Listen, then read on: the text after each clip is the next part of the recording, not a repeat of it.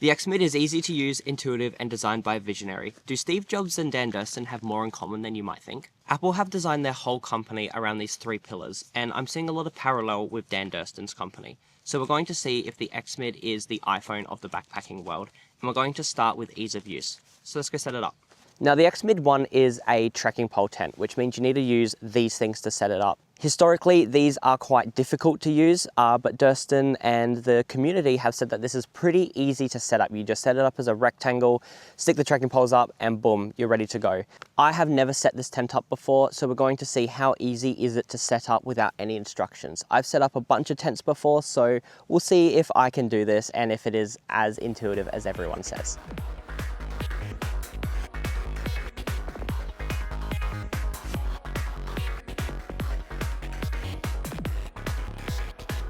That's actually really easy to set up. So the first category of being simple to use, I'm gonna give 10 out of 10. This was the easiest trekking pole tent I have ever used. I have not had to adjust any guy lines or pegs. I have not had to mess with the geometry. It was just put the poles in, away you go. It's perfect pitch first time. So now we're gonna have a look at the innovation of the tent. There's a few things that are different with this tent compared to other tents. So I'm gonna get Tom in to have a chat about all of that as well, because I've never used this tent, but Tom knows all of those nitty-gritty little features. Okay, so with this particular trekking pole tent, there are two interesting features when you go through and you place the fly and lock it in. The first and most prominent is going to be the magnetic hold here. Again, Durston is really intuitive in the ways that it tries to focus on saving weight. This is another one of those great features. And what I like with this trekking pole tent in particular is that this section here sort of acts like a gutter as well, which prevents a lot of that water from going into the tent. So when the rain comes down, it seeps through here and then it just follows along this line here all the way down, and it just naturally settles onto the ground. Another interesting feature of the Durston is their use of polyester. Now, this was one of the first companies that really innovated with the fly material here. I think this is about a 15 denier to 20 denier polyester fly, and unlike nylon, which is generally an industry standard, the polyester fly doesn't sag as much. It's what you would be considered hydrophobic, meaning that it sort of repels water. So that means that under those wet, humid, rainy conditions, it's only going to take on about 0.5% of rain, whereas something like sil nylon is going to take on considerably more at about 2 to 4%, which means that with this tent in particular, you don't have to come out and retension it to make sure that it's taut under those rainy conditions. So has Durston been one of the companies that pioneered this use of a polyester fly? Yeah, as far as I'm aware, Dan Durston was one of the first innovators when it came to actually using a polyester fly. As I suggested earlier, the industry standard was sil nylon, so trying to do this and do it in a way that allows it more accessibility and provides some durability and strength. And obviously that water resistance and hydrophobic nature of the polyester is one of those big features that Dan really did innovate on. This is the first time I have been in the Xmid, and I gotta say, there is a lot more room in here than I thought there would.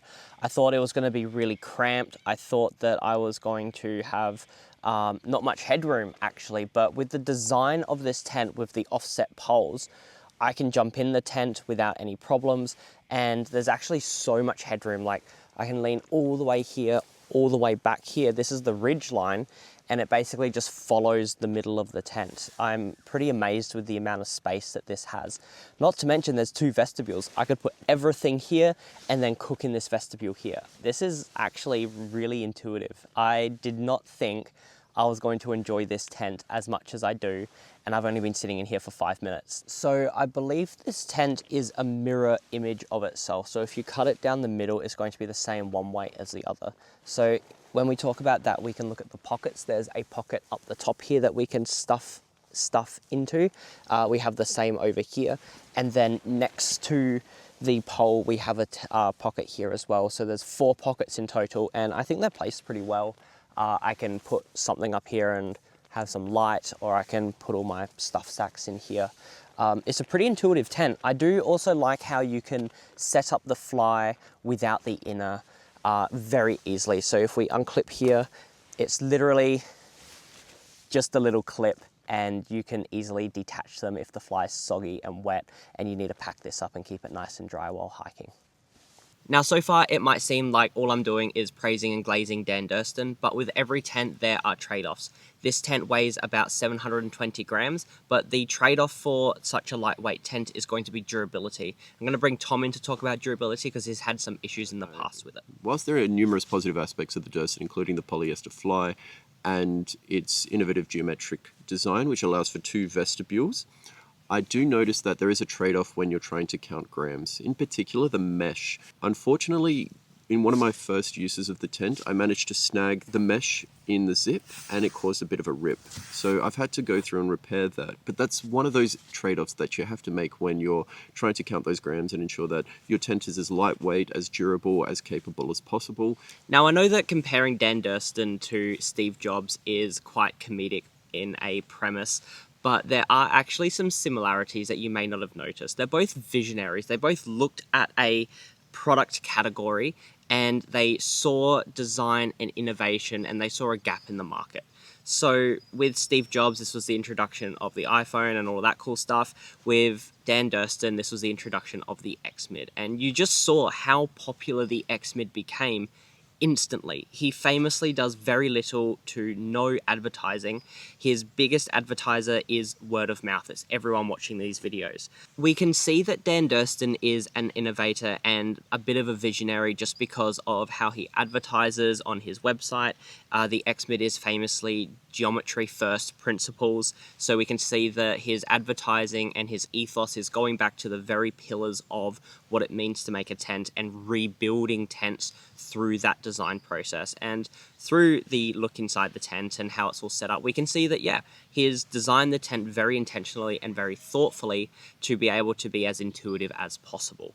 I think what makes Dan such an incredible businessman and creator of Durston is that his commitment to helping people and his commitment to genuinely helping people get into the outdoors and enjoy the outdoors more.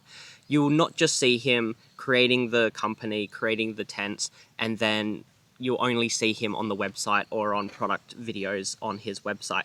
You'll see him comment on most videos about Durston. You'll see him on all of the Reddit ultralight pages. You'll see him on Facebook, you'll see him on Instagram. He is literally commenting and being a part of the community and helping people in every space possible. It's actually phenomenal. Just, you'll look anywhere to do with anything and you'll see Dan comment, help people out. So we've looked at the 3 pillars of what makes Apple and what makes Durston really special.